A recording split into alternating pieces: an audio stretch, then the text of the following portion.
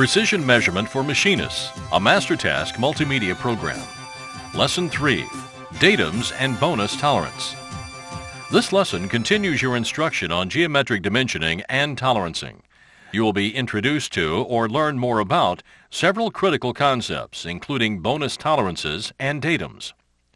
In the first part of this training tape, you will learn about the major methods of measuring geometric tolerances. In the second part, you will learn why datums are used for measurement. The third part of this tape will show you some typical ways of establishing datums by fixturing workpieces. Bonus tolerances are sometimes available when measuring geometric tolerances. The fourth part of this lesson will show you why. You will also learn how to calculate bonus tolerances. As you use various measuring instruments, you will have to calculate with positive and negative numbers called signed numbers. In Part 5 of this lesson, you will learn how. Part 1. Measuring geometric tolerances. There are many ways to measure geometric tolerances. Among the most commonly used are functional gauges, open setup inspection, optical comparators, air gauges, and coordinate measuring machines. The best measuring method in any particular situation depends on many factors. These factors can include the type of tolerances to measure, the number of pieces to be measured, the required degree of accuracy, and the availability of inspection equipment. Functional gauges are often used to check workpieces when the job size is large enough to justify the cost of making and maintaining the gauge. A functional gauge is typically a go, no-go type of gauge. It does not provide a numerical value that relates to the feature size. The use of functional gauges is possible because of material condition modifiers. Functional gauges simulate the boundary of perfect form of the part feature. The use of functional gauges to check geometric tolerances is only allowed when maximum material condition or least material condition are applied to the tolerance. When neither MMC nor LMC are applied, the actual dimensions of the workpiece features must be measured. At times, open setup inspection is used for measuring individual workpieces. Open setup inspection uses such instruments as indicators, gauge blocks, V-blocks, height gauges, and so on. Open setup measurements are typically done on a granite surface plate. Another method of measuring geometric tolerances is to use an optical comparator.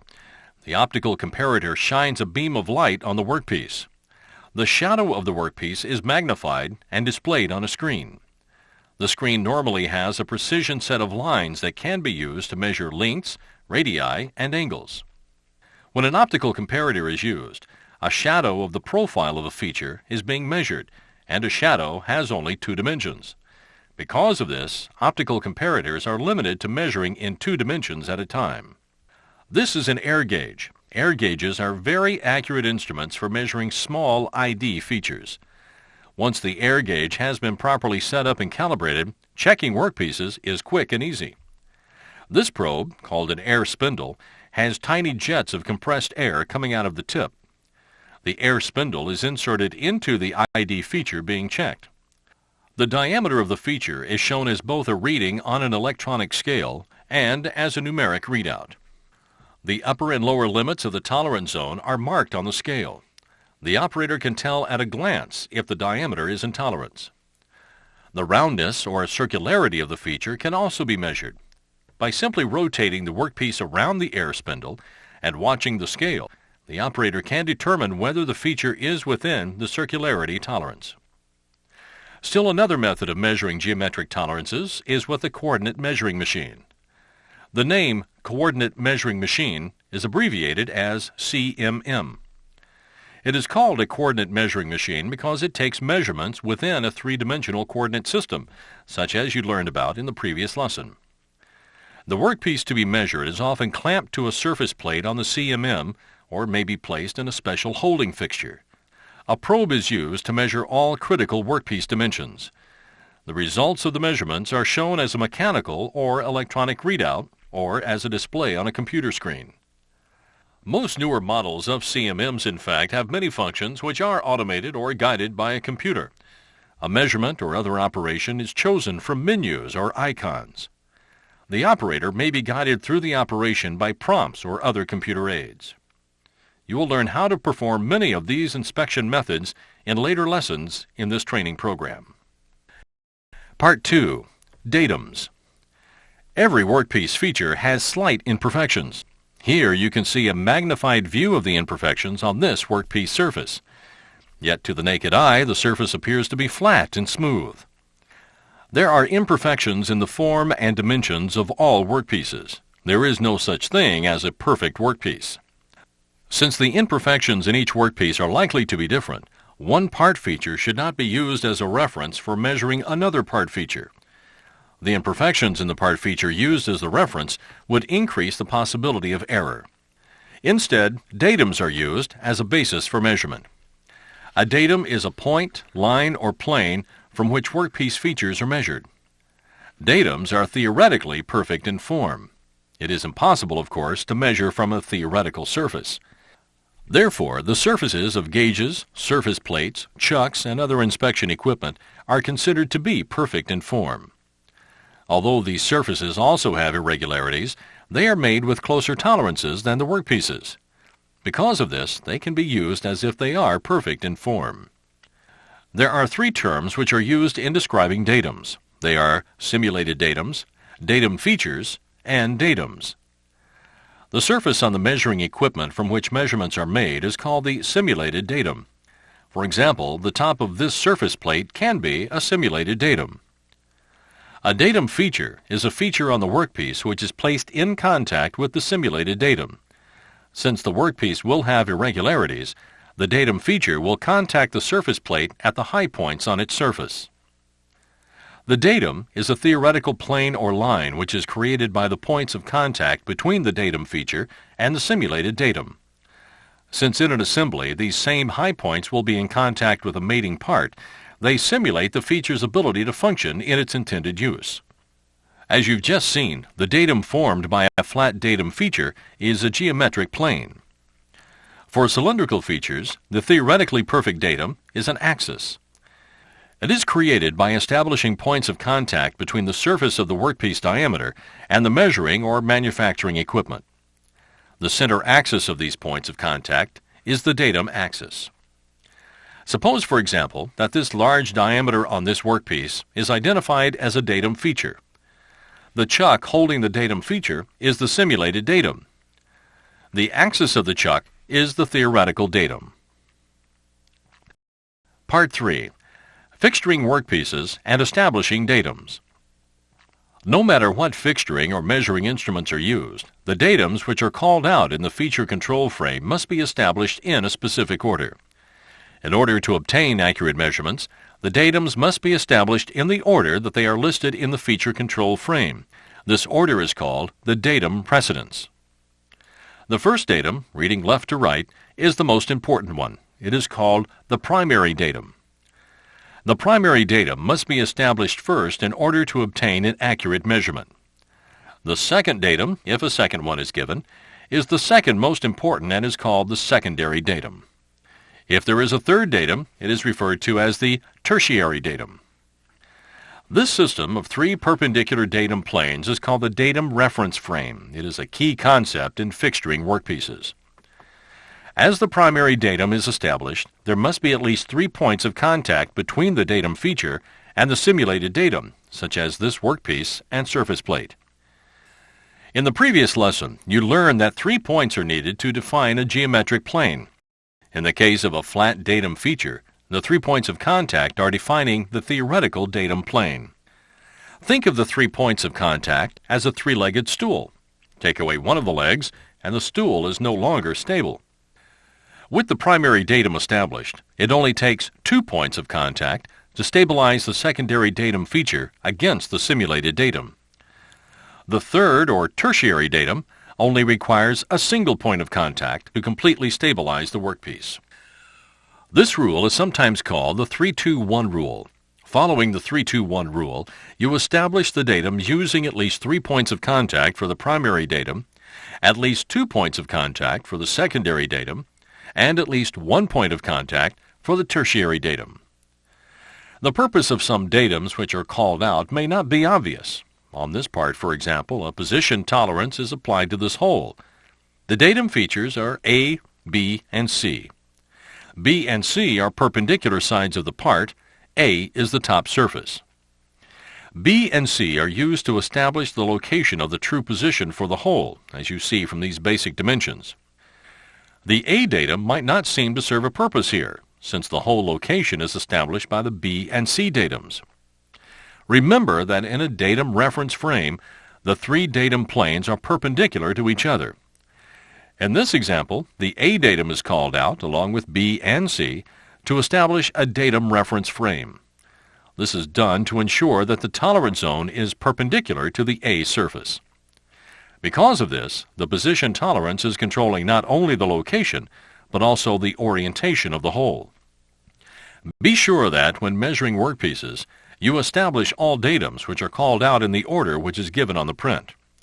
A symmetrical feature, such as a slot or tab, can be called out as a datum feature. The datum in this case is a geometric plane, centered between and parallel to the sides of the feature. Rather than using a center plane as the datum feature symbol may indicate one side of the slot or tab. The datum feature would be the actual surface, not a derived center plane. Measurements would be made from a measuring instrument in contact with that surface. In Lesson 1, you learned that two related datum features can be called out together as a datum. This is indicated on the part print by showing both datum feature symbols with a dash between them. If the two datum features are diameters, the datum consists of the common axis when the part is fixtured by both diameters. This is called a coaxial datum. Common datum features can also be flat planes. This is referred to as a coplanar datum. The measurement will be made from a common plane which is derived from the points of contact of both datum feature planes. In Lesson 1, you learned about datum targets. A datum target is a point, line, or area which is used to establish a theoretical datum. Datum targets are used when traditional methods of fixturing cannot be used, such as with a contoured surface, a rough cast surface, or an unusual workpiece shape. A single datum target corresponds to a single point of contact. Therefore, at least 3 datum targets are used for a primary datum, 2 for a secondary datum, and 1 for a tertiary datum. To fixture a workpiece using datum targets, there is normally a pre-made fixture. Datum target fixtures use locating pins to establish datum targets. Locating pins can be flat, pointed, rounded, or knife edge. The fixture may also use stops, clamps, or other fixturing devices, depending on the requirements of the workpiece. Occasionally, a datum can be called out as the axis of a pattern of part features. Typically, this would be a pattern of drilled holes. The theoretically exact center line of the pattern forms an axis. This axis is the datum. If this type of datum is called out at MMC, a custom fixture might be created. In the absence of a fixture, or if no material condition modifier is specified, a coordinate measuring machine would be used to measure the size and position of the holes. The CMM would also perform the complex calculations needed to establish the datum centerline. Some thin-walled workpieces are non-rigid. A non-rigid part, because of its flexibility, is distorted by any normal type of fixturing or clamping, and this distortion makes measurement difficult. Non-rigid parts may have the free state modifier applied. This means that the workpieces must be measured either in a free or unfixtured state, or must be fitted to a mating part for measurement. The free state modifier symbol is a letter F in a circle. When the free state modifier is used, it is typically applied to either a circularity or a cylindricity tolerance.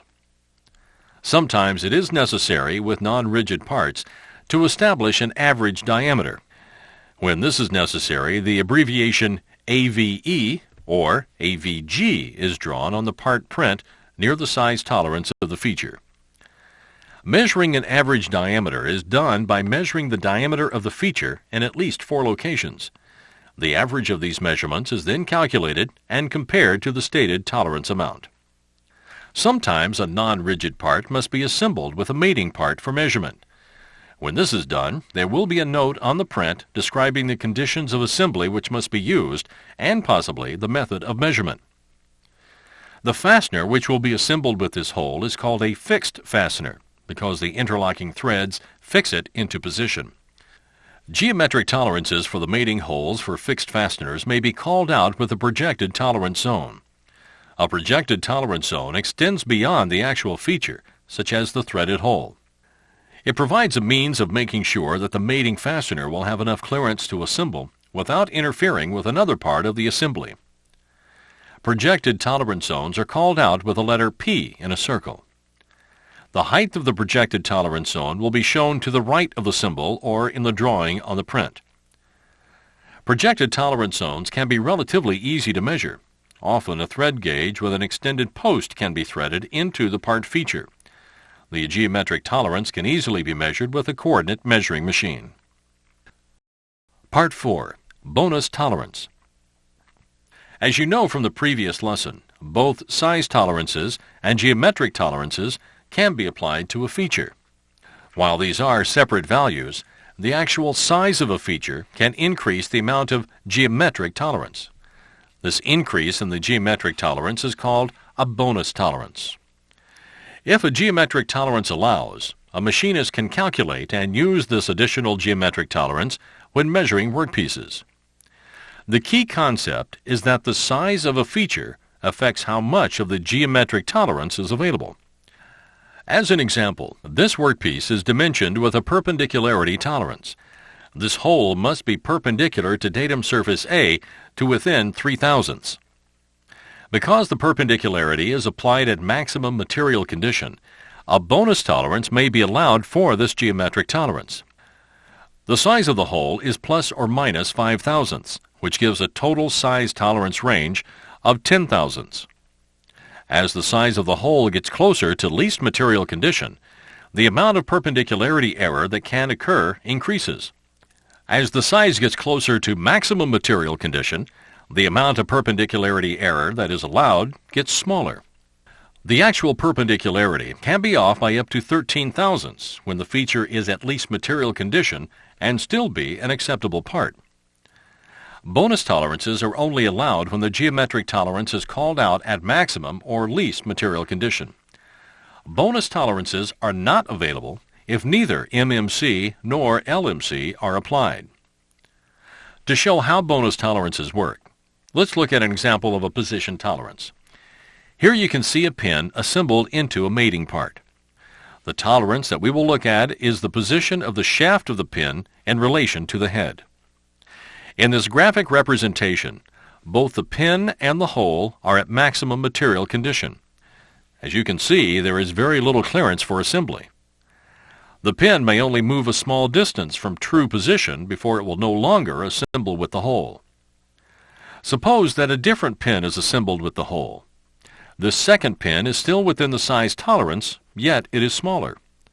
This pin is at least material condition instead of maximum material condition. The clearance for assembly has increased. This second pin may move farther from true position before it will not assemble with the hole. Here you can see the position tolerance limits for the pin at least material condition. Here you can see the position tolerance limits for the pin, which is at maximum material condition. The difference between the size of the two tolerance zones equals the bonus tolerance allowed for the geometric position of the smaller pin. A simple formula is used to calculate bonus tolerance. The formula for exterior features is maximum material condition size minus the actual size of the part feature equals the bonus tolerance for that part. Once again, this bonus tolerance amount is added to the geometric tolerance. In order to calculate a bonus tolerance, you must first determine what size the part feature would be at maximum material condition. To do this, locate the size tolerance for that feature on the part print. As an example, let's look at this outside diameter. The size tolerance is 640 thousandths plus 3 thousandths or minus 4 thousandths. In this box, you can see the range of sizes which are allowed for this part feature. The diameter of this feature can be as large as 643 thousandths or as small as 636 thousandths. Maximum material condition for this feature is 643 thousandths. Next, measure that feature on a workpiece. Then subtract the measured size from the maximum material condition size. The result will be the allowable bonus tolerance, which can be added to the geometric tolerance amount. As the final step, add the bonus tolerance to the geometric tolerance. The result will be the total allowed geometric tolerance. Use the same procedure to calculate the bonus tolerance for interior part features, such as this hole. First, determine the maximum material condition size. For an interior feature, this would be the smallest allowable diameter. Then, measure the actual size of the feature on a workpiece. Calculate the difference between the maximum material condition size and the actual size. This will tell you the amount of bonus tolerance. Add the bonus tolerance to the stated tolerance amount to determine the total geometric tolerance. Additional geometric tolerance is possible if the datum features are called out at maximum or least material condition. Additional tolerance derived from datum features is called datum shift tolerance. This outside diameter is our previous example of a position tolerance. One of the datum features for this tolerance is datum feature B. Datum feature B is called out at maximum material condition. Because of this, further geometric tolerance may be allowed from datum shift. However, datum shift tolerances depend not only on the size of the datum feature, but also on its form, orientation, and position. All of these factors taken into account are called the resultant condition of the feature. Using datum shift tolerances usually requires either complex calculations and measurements or specialized fixturing equipment. Part 5. Adding and subtracting signed numbers. The signs of numbers are not always expressed, such as the dimensions on a part print. Numbers which are explicitly positive or negative are called signed numbers. At times, shop personnel must calculate with signed numbers. One example is when reading a measuring instrument with a dial. You will learn how to use measuring instruments like this in later lessons. Depending on the dial, a particular reading could be either positive or negative. In order to read instruments like this, the operator must be able to add and subtract signed numbers. A useful concept when working with signed numbers is absolute value. The absolute value of a number is the value without the sign. The absolute value of negative 17, for example, is the same as the absolute value of positive 17. Adding signed numbers requires knowing a few simple rules. To add numbers with the same sign, simply add the absolute values. Use the same sign, positive or negative, with your answer. Positive 3 plus positive 5 equals positive 8. Negative 2 plus negative 4 equals negative 6. When adding numbers with unlike signs, you subtract the smaller absolute value from the larger. Then you use the sign of the larger value as the sign of your answer. Positive 8 plus negative 5 equals positive 3. Negative 7 plus positive 3 equals negative 4. In both of these examples, we subtracted the smaller value from the larger. Then we used the sign of the larger value for the result. Calculating a measurement from a high point to a low point on a dial, when both readings are on the same side of 0, involves subtracting signed numbers. We are subtracting the low reading from the high reading. This gives us the distance between the two readings, which is our measurement. In this type of calculation, we are determining a distance.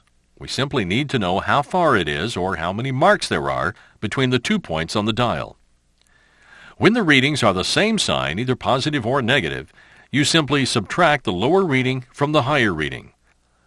Since we are calculating a distance, which is neither positive nor negative, the answer is an absolute value. Suppose, for example, you have a high reading of 6/10 and a low reading of 2/10. The lower value, 2/10, is subtracted from the higher value, 6/10. The result is 4/10. These two readings are both on the minus side of 0. They are negative 3/10 and negative 9/10. To determine the distance between the two readings, we subtract the smaller value from the larger. 9/10 minus 3/10 equals 6/10. Our reading is the absolute value of the calculation result, which is 6/10. Now let's look at a measurement with mixed signs. In this example, the higher reading is plus 5/10. The lower reading is below 0, so it is a negative number. It is negative 2/10. To understand the calculation which is required, think of each value as a distance from 0. The plus 5/10 is 5 marks from 0 in the plus direction. The minus 2/10 is 2 marks from 0 in the minus direction. The total of the two sets of marks represents the distance we need to calculate. Therefore, by adding one value to the other, we will determine the total number of marks between the two measurements. To perform the calculation, we add 5/10 to 2/10. The result is, once again, an absolute value because it represents a distance. For our example, the result is absolute 7/10. This is the distance between the two readings, which is our measurement. This completes the instruction for Lesson 3, Datums and Bonus Tolerance. Ask your instructor for the next step in completing this lesson.